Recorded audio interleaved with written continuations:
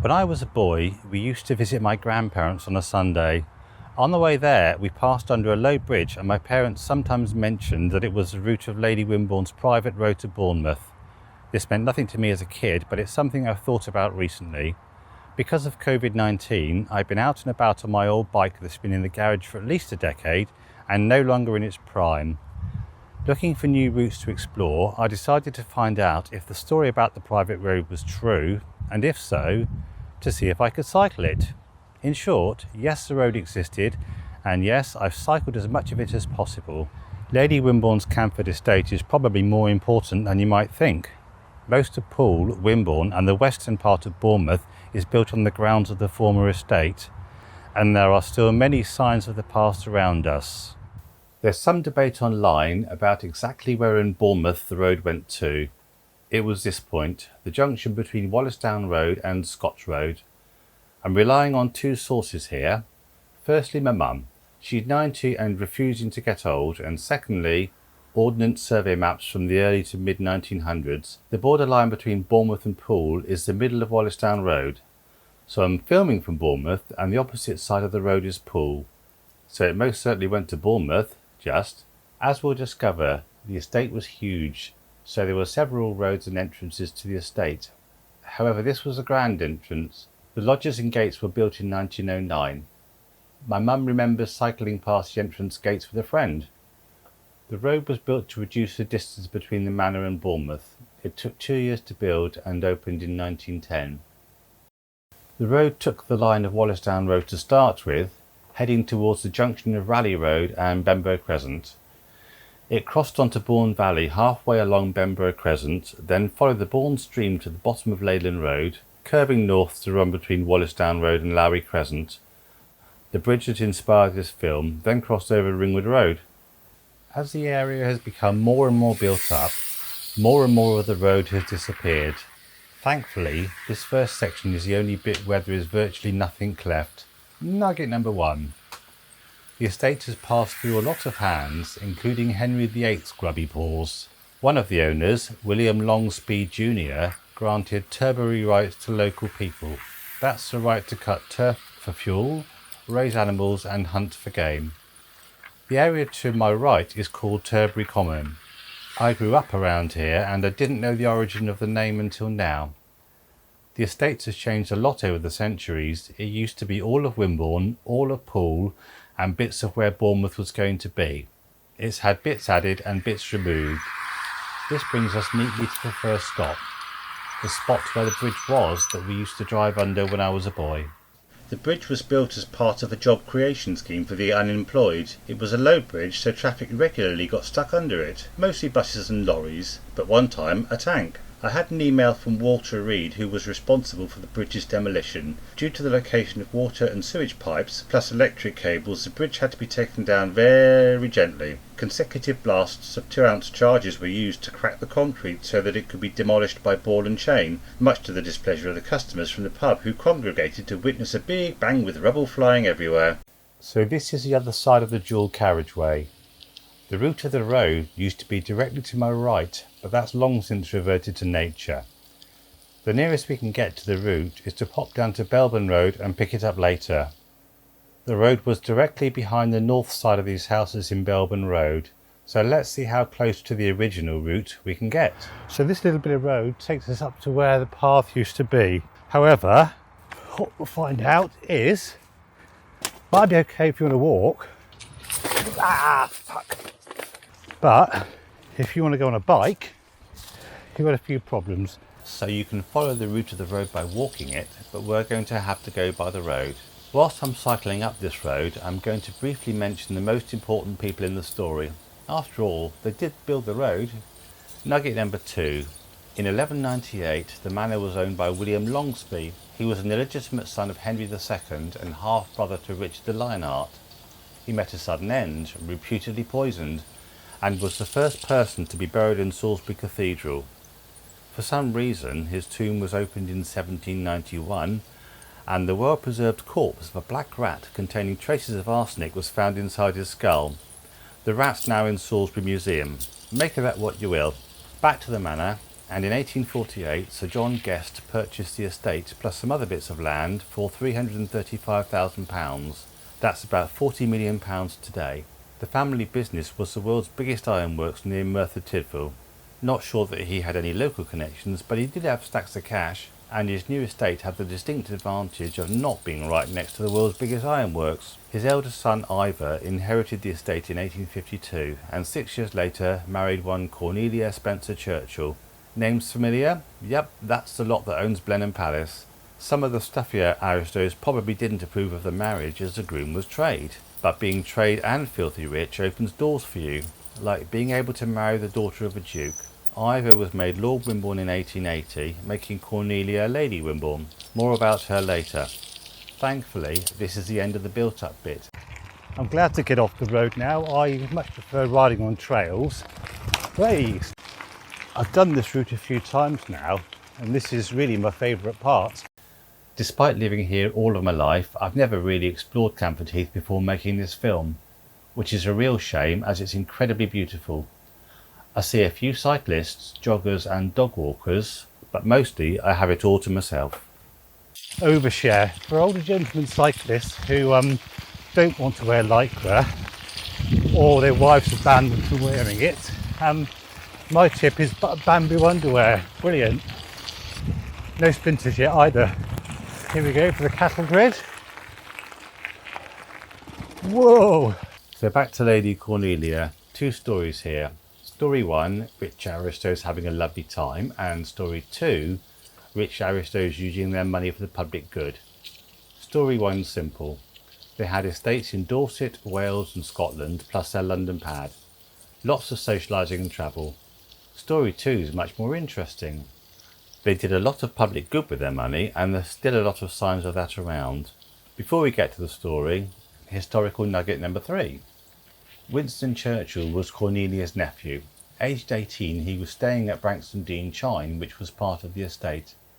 Him, his cousin and his younger brother were playing a game chasing over a bridge, and rather than get captured, Winston decided to climb over the edge of the bridge with the intention of sliding down one of the pines. He fell, was unconscious for 3 days and nearly died.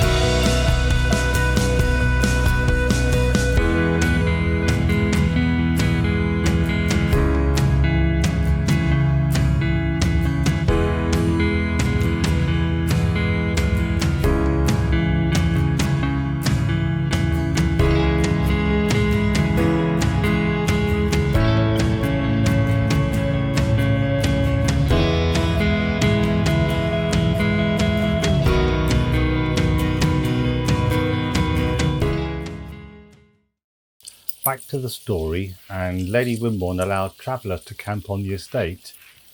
The estate was big enough, but that wasn't the reason. There was a lot of industry on the estate, including potteries, brickworks and clay pits to supply them both. Industry and farmers relied on them for labourers and seasonal workers, and many families stayed on the estate for generations. Some of the encampment names live on. There are a few, but the ones I recognise are Monkey's Hump and Heavenly Bottom. Monkey's Hump is a steep hill where I used to take my kids to practice their hill starts when they were learning to drive. I know, I'm a bad parent.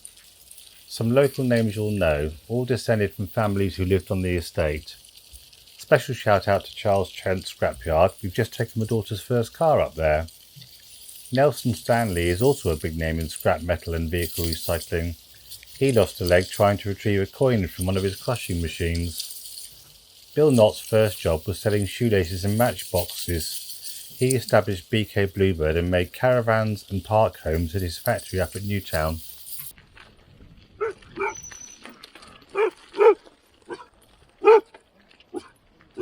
You're right.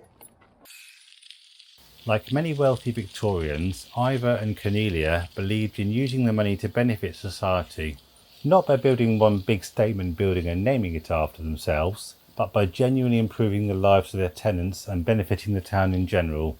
Cornelia did lots of work on her own and saw through projects started by her mother-in-law, Lady Charlotte Guest, both very strong women. Mum-in-law decided to improve the lives of her tenants by building them cottages with all mod cons. In the intro, I talked about visible signs of the estate. The most visible signs are the Lady Wimborne cottages. They built about 111 of them, mostly on Cornelia's watch. These are within 250 metres of my house. They built them literally everywhere, and this has been useful for verifying the estate boundaries. In Poole, you find them randomly scattered, including some in Hamworthy and along the road to Sandbanks. Quite a few properties still have restrictive covenants, including not annoying Lord Wimborne. Here's another sign of the past I see daily, 100 metres from my house. If I lose my cow, Lord Wimborne will tether it right here for me. Who knew? I didn't. I've never actually read the sign before doing this film.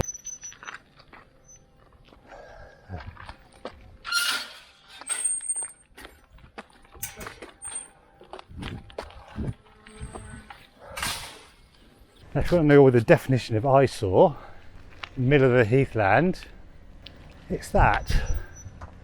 I mean, why?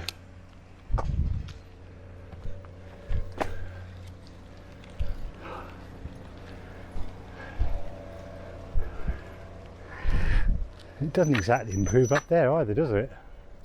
Okay, let's not do that bit then. Given that Ivor was running the business and consistently trying to get himself elected to Parliament, Cornelia was the more active of the two in local life. I think this is borne out because the cottages and road are named after Lady Wimborne, not Ivor. The Education Act of 1870 made primary education compulsory for all, so they built schools at Hamworthy, Hampreston and Broadston. Hamworthy closed some years ago, but they reused the frontage in these new houses. The schools and houses are all of a similar design, so either they really liked the style, or their architect could only do Gothic. They also sold a lot of cheap land for development, but to stop speculation, they retained the right of first refusal in any sale. In 1885, they gave 26 acres on the edge of the harbour to the town for a park. It opened in 1890. The Prince of Wales was visiting, so Ivor asked him to perform the official opening. Things didn't go quite according to plan. The princess and her daughters all bunked off with severe colds. Ivor caught it too and took to his bed, and a storm wrecked all of the decorations that people had prepared. The prince did open the park, but from the station booking office on his way back to London. In 1990, his grandson, also named Ivor, gave £30,000 for this fountain to commemorate the park's centenary. Apparently, Ivor also offered the town Sandbanks Peninsula free of charge. They turned him down. When I get my time machine, I'm going to go back and ask Ivor if I can have it if they don't want it. The same year the park opened, Cornelia got Ivor to buy this mansion house in Market Street, and she turned it into a 30-bed hospital. Cornelia Hospital eventually moved to the site of the current hospital, which was built on land given to the town by Ivor and Cornelia. We're coming up to a fork in the road, and I want to show you something. So what you got, this is the route the drive went. So you should be coming along here in a carriage, and then you get to this corner, and you think it goes down there, but it doesn't. Where this one goes to is a place called Longfleet Lodge, which is on the edge of the town.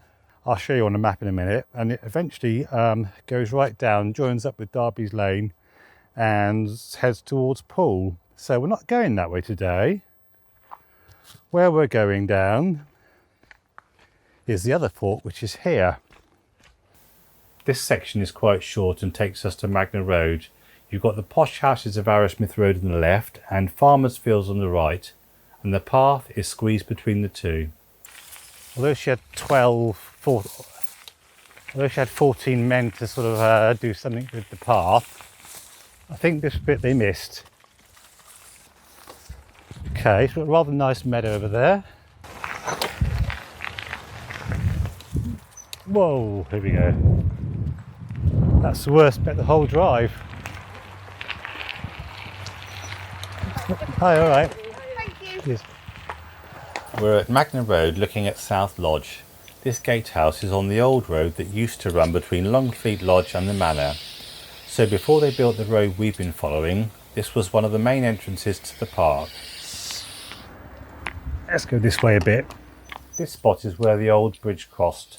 It was demolished in 1987 and there's no visible sign of it now. The only way you can see where it was is by looking on Google Earth and following the line of trees.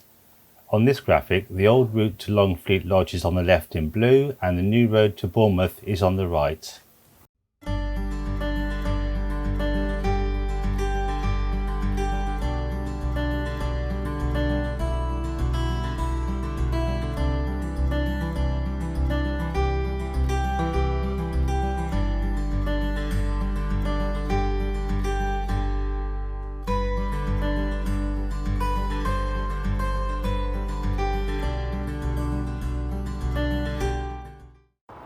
So this is the village of Canford Manor coming up. The original road from Longfleet Lodge into the manor was to the right of me, behind this slot, and the new road was even further over to the right. There's some lovely old houses here, and you can just imagine Miss Marple living here. It's Mock Tudor or Mooder, I'm going to guess. Lovely old thatched cottage. And this is your typical Lady Wimborne architecture here. It's absolutely glorious in the evening sun. No one around. So yeah, see, that's nice, isn't it? Oh. This road takes us to one of the gatehouses. The main entrance is back in the village and this is as close as we can get to the manor. There's been a manor house and church here since at least Saxon times, probably earlier. The estate was purchased by Ivor's dad in 1846 and his wife, Lady Charlotte, swiftly set about getting it remodelled by none other than Charles Barry, architect of the Houses of Parliament. He also did the gatehouses at the start of our journey. As with most of the great houses, fortunes declined. The ironworks were sold in 1901 and Ivor died in 1914. Cornelia stayed on at the manor until 1922 and then downsized to Merley House, selling the unprofitable parts of the estate, including the manor house which became Canford School. She died in 1927. What she didn't know was that an Assyrian frieze on the tuck-shop wall that everybody assumed was fake wasn't. It was auctioned in 1994 for £7.7 million, approximately £48 million today.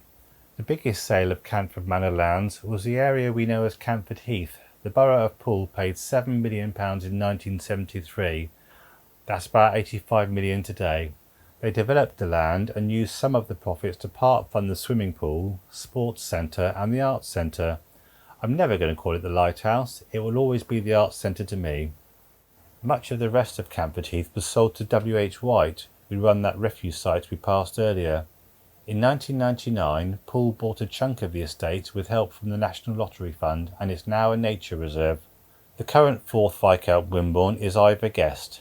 They obviously like that name. He's a famous record producer and composer. Alright, thank you. I was going to let you have a go through and have a rest, so cheers. The road continues from the manor towards Wimborne. The bridge we are coming up to carried the railway between Wimborne and Hamworthy. It's very near to the gatehouse on Oakley Hill between Wimborne and the Willett Arms. This is my favourite time of day to see the bridge. Approaching sunset. The original bridge was replaced by Mum-in-law as she wanted a grand entrance to the estate. Like the house and Wallisdown gatehouses, it was designed by Charles Barry. Him again. While they were about it, they tried to get Wimborne Station built nearer to the estate for their convenience. That didn't happen. The last train crossed in 1977 and it's now a Grade 2 listed building. Apart from the Wallisdown end that's been built on and the Canford School end that's private, most of the drive is possible to walk, and we've cycled as much of it as we possibly can. Making this film has been very interesting for me. It's been great exploring a childhood memory. I've even got fitter in the process and discovered a lot of good trails to ride. I hope you found it interesting, and thanks for watching.